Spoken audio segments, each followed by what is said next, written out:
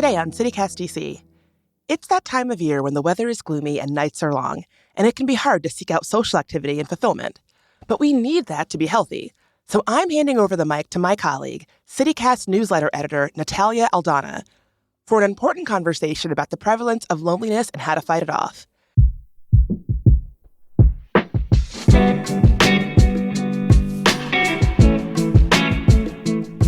Today's Wednesday, February 21st. I'm Bridget Todd, and here's what DC is talking about.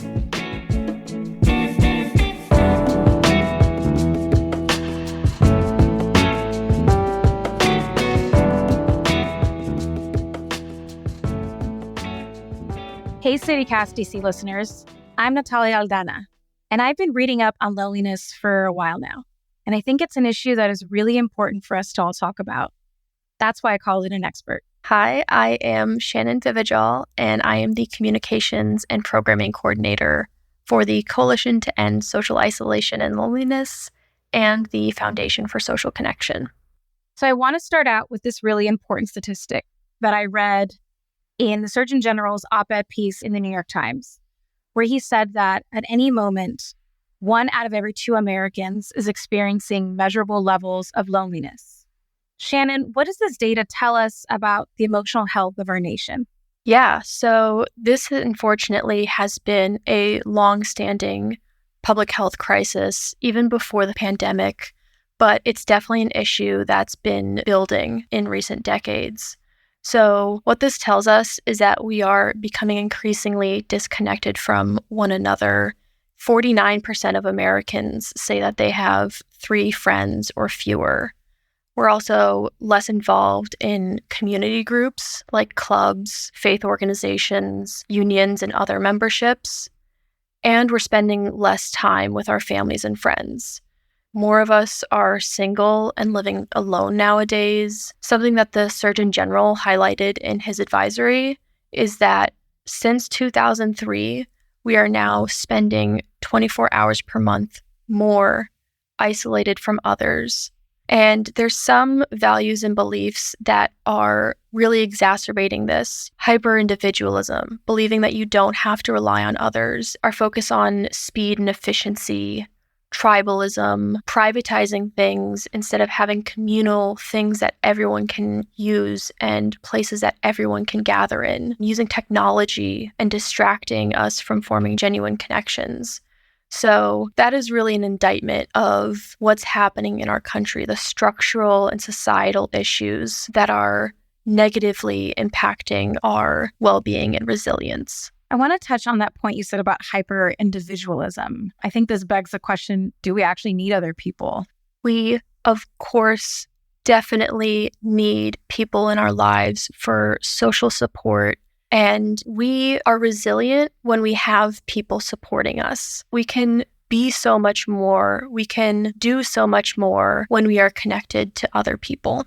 I've also read that feelings of loneliness have a lot of health repercussions, including premature death, more likely to lead to depression. Can you tell us what are some other physical health repercussions to loneliness? Some of the cognitive ones are a higher risk of dementia and Alzheimer's.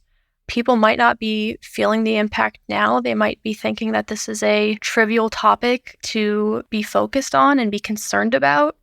But we know that this will affect us down the line. There is a risk of diabetes, and we think premature death of happening because of some physical cause, but there's also risk of suicide. So all of these things we need to take into account and treat as serious effects of loneliness.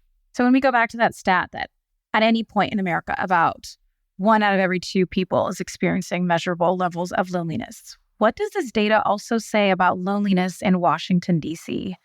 Are you aware of any factors that are unique to D.C. culture that might make it better or worse for levels of loneliness? Yeah, every community is really nuanced in the factors that contribute to loneliness. So some things that come to mind with DC are the transiency, people moving in and out of the city, it not necessarily being a home for many, It's more so a kind of pit stop in someone's career. There's always those conversations that people want to ask about your job, but they don't really want to know you on a personal level. And you think about the work culture in DC, working long hours being a norm, being something that's expected of people, traveling a lot for work, having difficult hours where you can't necessarily connect with people or make time for friendships.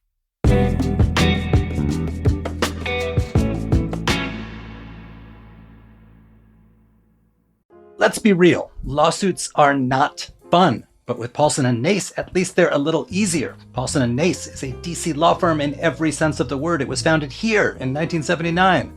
The two partners, Chris and Matt Nace, were both born here and are local leaders who care deeply about the DC community.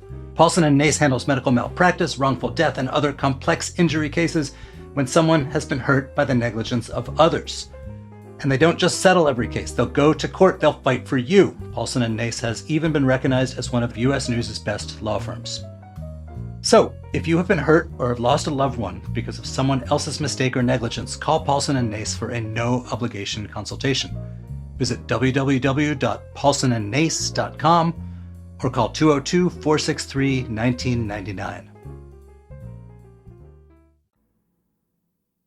Why are acts of service or doing something for others, how does that help us reduce our own feelings of loneliness? Yeah, acts of service are really important because it gives us a sense of meaning and purpose in our lives. Finding something that you love and sharing that time with others is really important to feeling like you belong in your community. Also, volunteering is super, super important.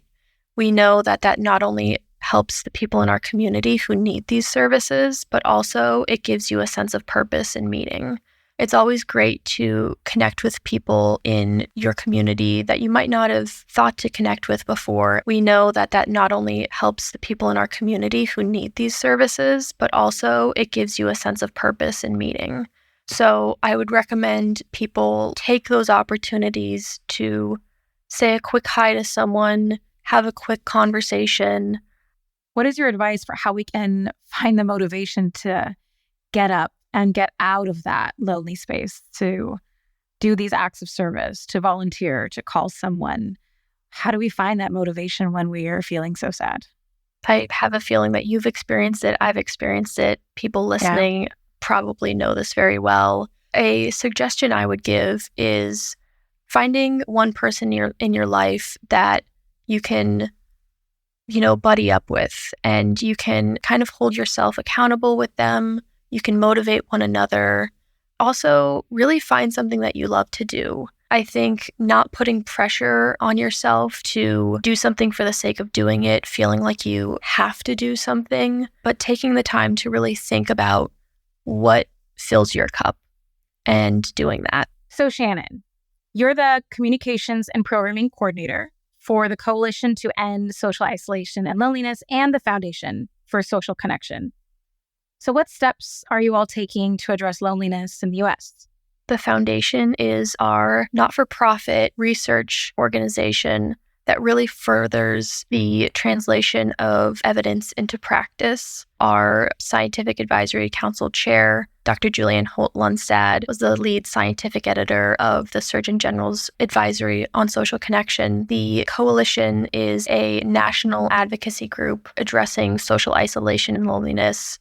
We're thrilled to say that 3 pieces of legislation were introduced in 2023 that we contributed to and supported. Senator Murphy introduced his National Strategy for Social Connection Act, and Senators Trone and Flood introduced their Improving Measurements for Loneliness and Isolation Act, and Senators Murphy and Casey introduced the Addressing Social Isolation and Loneliness in Older Adults Act. So in 2024, we're committing to securing bipartisan, bicameral support of these pieces of legislation and ensuring their passage. So how can listeners seek out and contribute to building socially connected communities? How can they contribute to this larger goal that you're speaking of, which would be ensuring that their neighbors and their friends, their families, that everyone can feel connected to one another? Yeah, I'm glad you asked that question because the perfect segue into the Foundation's newly released interactive website called The Action Guide for Building Socially Connected Communities.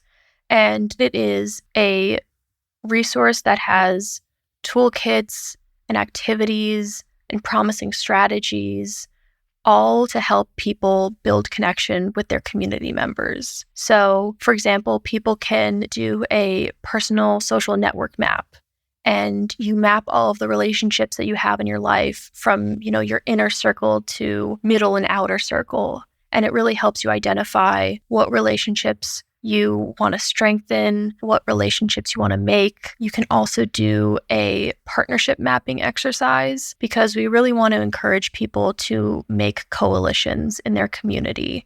So this exercise, you basically figure out who you want to invite to the table and how you can do that and what resources everyone brings to the table. And if you want to convince people in your community that this is an important issue to address, then we also have educational flyers and social media posts so people can join in on the conversation and really spread awareness of this issue. I want to end with someone who's listening to this episode and they're going through this right now. They're feeling lonely, and after listening to this, they're thinking, I might be one of those people that Shannon's talking about. If you could speak directly to that person right now, what would you say to them? Yeah, I would say that loneliness is not a personal problem. It's not an individual flaw or a unique thing that you are only experiencing. It is a structural, societal issue. And I think more people are becoming aware of that.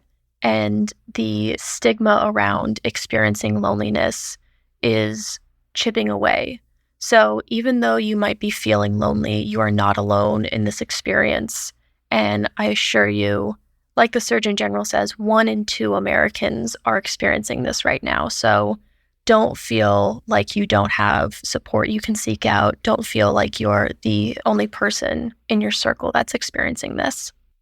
Thank you so much, Shannon. We appreciate you being on the podcast and talking to us about this really important topic. Thank you, and thank you for being a part of raising awareness of this important issue.